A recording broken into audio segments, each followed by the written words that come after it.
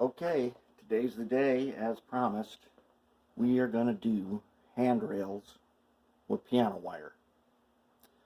And what I got here is this is just be an intro. I'm going to show you what tools we got on the workbench. We got our solder pencil.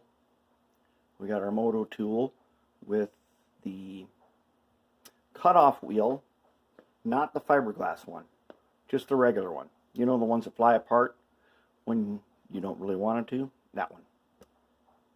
Okay, I got a couple of jewelry making tools here that I picked up at, I think I got these at either Michael's or Joann's Fabric. I think they probably have them at Hobby Lobby too. Tweezers. You always need tweezers. And from the hobby shop, you probably can't even see this, but this is 015 piano wire. That's what we're going to use today. And we'll get into why we're going to use that in a minute here. We're going to use that and a combination of some wire I've shown you before. We're going to use this jewelry making copy wire 26 gauge. It's roughly 015. Okay. Other tools. Lyman's pliers. Small ball peen. I picked up this anvil that you've seen before. I picked that up at Joann's Fabrics, along with a jewelry making multi-tool, which is pretty cool. Very handy. This little anvil's turned out to be pretty handy. And show you one here where I've already done a side. Let's take a look. Now, a friend of mine picked up, we're at the train show, and he saw a homemade DD35 from an Athearn Blue Box. They'd taken two GP35s, cut the hoods, made them together on an Athearn DD40 Blue Box frame here. And one of these ends is the DD40 end, and one of these ends, I believe, is an SDP40 end. It was in really rough shape, and they had done a lot of filling with putty, so it was warped something fearsome. And I've been working on it for a little while now, and it's time to do handrails. So, like I told you when I said that we were going to do piano wire, sometimes you have a span, as you can see here. You have a span. It is just too long to use the copper wire, and it is longer than the usual brass wire you get in the brass stock at the hobby shop. This is longer than a piece of brass in there. So we use piano wire. Now 015 is not too bad. So this is the first 015 that I've used to make a long span. In the past, I used to bend these by hand from 020 wire. And let me tell you, 020 wire is some stiff stuff. And the other downside to the 020 wire is to solder to it, you need a lot of heat. And that heat tends to heat up the wire and melts parts. And we don't like that.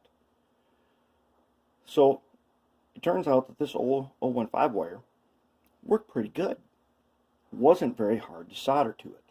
But I also did a couple things that I had not done in the past, because I haven't used piano wire and handrails for a long time. Now, how many times have I told you to never use this? Many times I have told you not to use the acid paste. But I've also told you, and you're like, well, what do you have it for then? Okay, the acid paste flux is used for mechanical joints. When you need to join things that are mechanical in nature, that means they got stresses on them. They're not electrical. or even if they, like in track laying, some of those joints are electrical, but they must have mechanical strength. That's what the acid is for.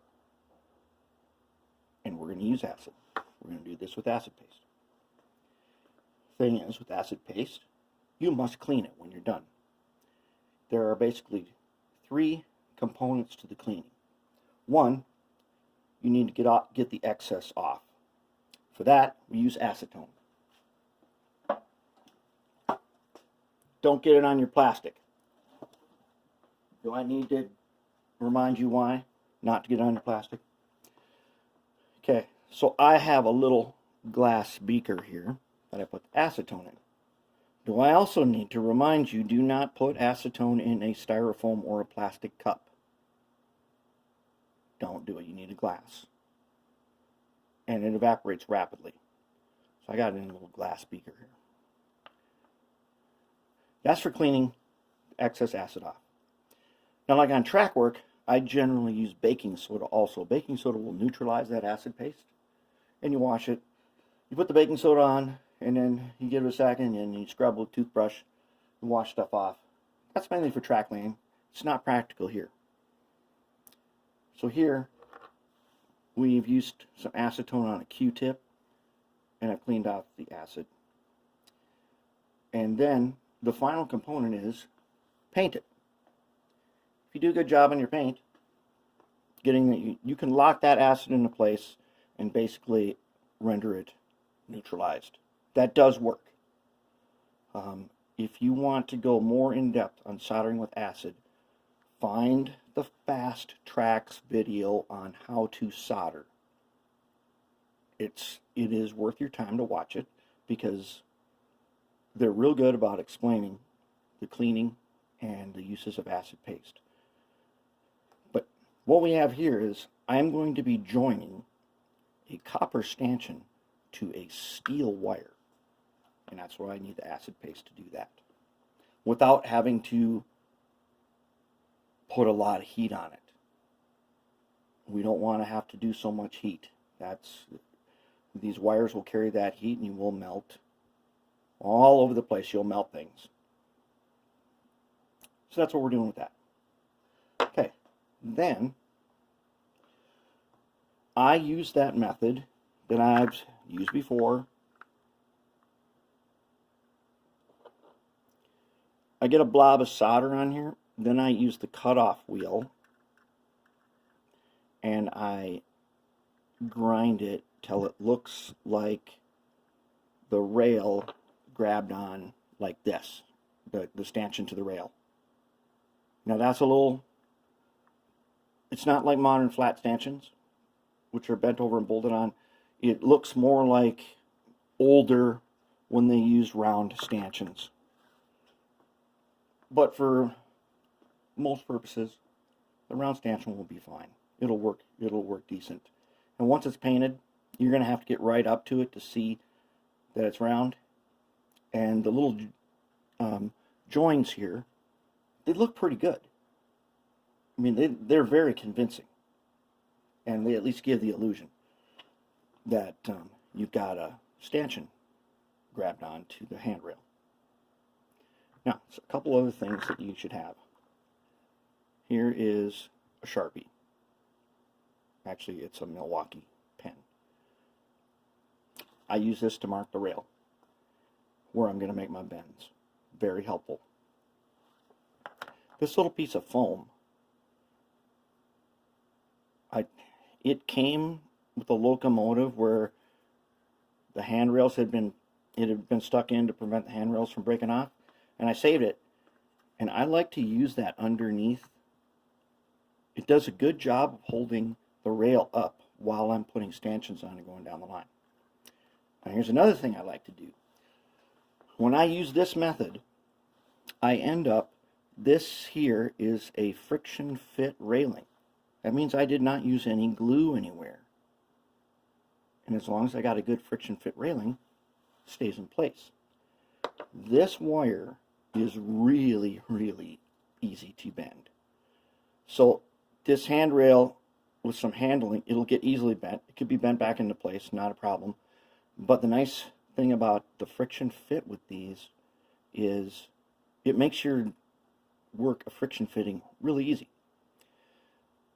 Brass stanchions, like here's a piece of brass right here. Okay, if you use this for your stanchions, like I've done many times, one of the things I found is that this has got enough spring to it that these stanchions, as you're working your way down the line, and your wire, as we'll see, your wire is sort of twisted. The stanchions keep popping out on your previous work as you get it all into place, which we don't want that. And I found that with this copper jeweler's wire, they don't do that. They don't keep popping out. And that is a nice feature to have, especially going down the line with that many stanchions. It's nice to have them all stay in place after they are joined. So, what we're going to do, that's basically kind of an overview of what we're doing today.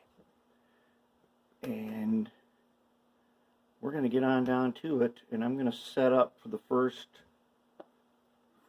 thing here where I'm going to bend the long piece. It's stuck to the magnet right now. I'll get it in a second. Wait, I'm going to show you how I bend the long piece in the next set here. And then we're going to get on down to it and make a long piano wire handrail.